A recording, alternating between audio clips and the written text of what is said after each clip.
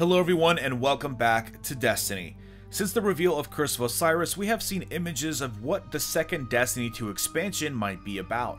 The most popular theory at the moment is that it will tell the story of the War Mines and the legendary hunter Anna Bray. Now, we had some supposed leaks earlier this week suggesting that the next DLC would be titled Heralds of Nazarick, Hive-themed, and introduce 2 new enemy races.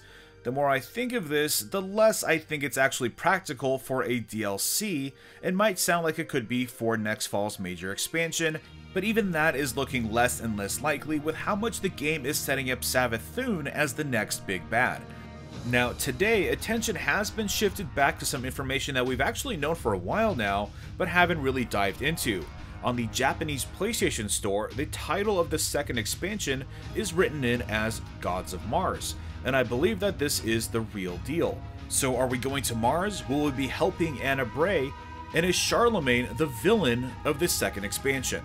We've got some pretty compelling evidence here, so let's jump in and break it all down.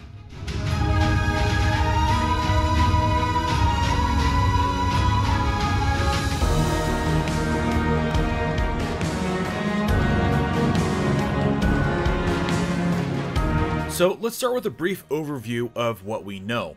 When inspecting the key art for Expansion 2, we first see what is very reminiscent of the Siva replication chamber, which was essentially a Warmind vault perfected, quote-unquote, by Siva, a self-replicating techno-plague which was the central theme of Rise of Iron, Destiny 1's final expansion. Based on that image, we will most likely be dealing with a Warmind yet again. Perhaps this time we'll discover the fabled Charlemagne, known to be the Warmind of Mars, but of course we know that Rasputin supposedly was the last surviving AI Warmind, which Ikora even confirms during the campaign as Rasputin being the only one left alive.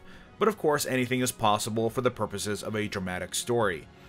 The next big detail is the female guardian in the background brandishing a wolf emblem, and there's only one female hunter besides Aphrodite currently that has wolf-themed armor, and that is Anna Bray, a character only previously mentioned in the Destiny 1 Grimoire, and also in the descriptions of some items which featured, you guessed it, wolves. Now of course in Destiny 2, this character has a lot more presence in the vanilla game. All of the references are sort of strewn around the destinations, but they all point to Anna Bray being a central character in the next expansion. The first item is a journal that you can access and inspect in the area above the tower hangar, and the second piece of evidence is an adventure on Io that actually deals with the War Mines. So the adventure is titled Arecibo. The adventure has you follow a music box brandishing the Warmind symbol that's actually transmitting a secret message. You follow the music to a vault, but then your ghost is actually hacked into by the AI itself and delivers a message to you. Let's listen to the message.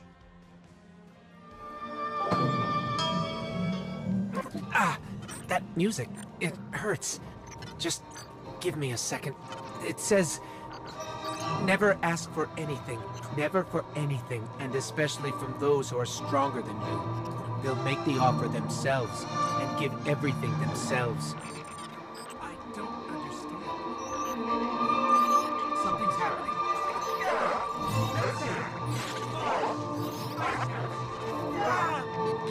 Hey, sorry, I spaced out for a second there. What were we doing? So at first we are addressed in a very almost condescending way, almost like we are beneath whatever this AI is, and it's speaking in a very egotistical manner, perhaps like a self-proclaimed god. Red sands of Mars, ice caps, so it appears that the AI is perhaps shown our ghost the location of where we need to go next. Pretty interesting stuff. Now, this is nothing new, but it sort of reinforces it as the breadcrumbs to the second DLC now that we know the title. Now, I had to play through this adventure again for the purposes of getting the footage for this video, and actually discovered something that I hadn't seen before that kinda blew my mind. It's one of the music boxes, but it's on the ground, and it's in a shadowy corner off to the left. I've never seen this referenced anywhere, but listen to this. Looks like this thing used to store files. Someone by the name of Bray scrubbed the data. So I think this is pretty compelling evidence that Anna Bray, or the Bray family at the very least, is involved with whatever is going on with the war mines right now. With all of this in mind, we can start to pull some more details from the key art. So we have the vault and Anna Bray, those we know. But then we have the surroundings. First off, we have some broken terrain, and then some bits and pieces of what looks like kind of glacier structures beyond that, and then we have the mist. And of course, this suggests that it might be icy terrain, which would be the ice caps of Mars as referenced in the adventure. But more notably is the shape behind Anna Bray, and if you're a fan of Destiny 1 or a fan of space, you'll recognize this as Phobos, the moon of Mars. Shout out to Unknown Player for picking out this little detail. And then of course we have a final piece of evidence, which is not in the key art, but is actually in the ending cinematic for the vanilla campaign. Of course, I'm referencing the cinematic showing the Traveler's light pulsing through the system and the galaxy and the universe. And of course, that infamous line from Luke Smith suggesting that the cinematic actually tells us the order of which the DLCs are going to be taking place. In that cinematic, we see Mercury being touched first by the light, and then we move to seeing Mars touched by the light. So, I mean, at this point, I think you can see that this is pretty compelling stuff. These are definitely going to be the themes of the second expansion. Now, as far as the story, if I had to make a guess based on what we've seen, I would say that Anna Bray maybe received a transmission from an AI on Mars, and then for some reason covered it up, and went to Mars to explore it for herself. My guess is that we have to go aid her in her quest somehow, and from the sounds of it, we may be dealing with a rampant or rising AI, possibly the supposed dead Mars war mind of Charlemagne. And as for the adventure itself, it's possible that Rasputin may be recruiting whatever forces it can to deal with Charlemagne on Mars, and our ghost also being a victim. So we may just find ourselves in the midst of a battle between two war minds or two gods, which of course gives us the plural for the title, Gods of Mars. Anyways, let me know what your thoughts are on what DLC 2 is going to bring us.